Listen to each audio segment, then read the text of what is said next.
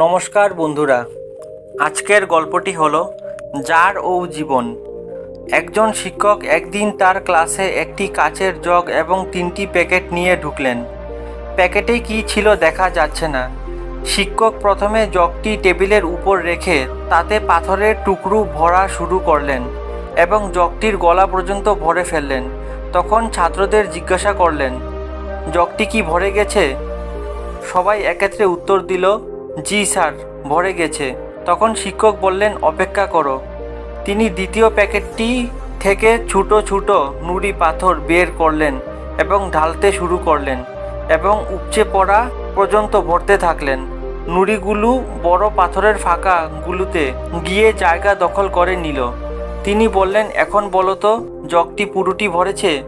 তখন ছাত্ররা বললেন, জি স্যার, এবার পুরোটি ভরেছে। শিক্ষক এবারও বললেন, অপেক্ষা করো। তখন তিনি তার আরেকটি প্যাকেট থেকে বালি বের করে জগটিতে বালি ঢালতে শুরু করলেন। বালির অতি ক্ষুদ্র কণাগুলো জগে পাথর ও নুড়ি পাথরের মধ্যে থাকা সামান্য ফাঁকাগুলোর দখল করে নিয়ে জগটি ভরে ফেলল। এবার শিক্ষক নিজেই বললেন, এবার জগটি সম্পূর্ণ ভরেছে। এবার শিক্ষক বললেন, এই জগটি হচ্ছে আমাদের জীবনের মতো। এই বড় পাথরগুলো হচ্ছে আমাদের পরিবার, আর এই নুড়ি পাথরগুলো হচ্ছে আমাদের কেরিয়ার এবং অন্য গুরুত্বপূর্ণ কাজসমূহ।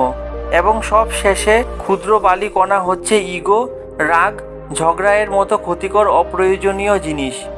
যদি তোমরা সর্বপ্রথম বালি দিয়ে তোমাদের জগটি ভরে ফেলো, তবে প্রয়োজনীয় পাথর এবং নুড়ি পাথরের জন্য যেমন জায়গা অবশিষ্ট থাকবে না, তেমনি জীবনে রাগ, ইগো, নেগেটিভিটি দিয়ে ভরে ফেললে পরিবার, কর্মজীবন এবং সুখ শান্তিরও কোনো জায়গা থাকে না।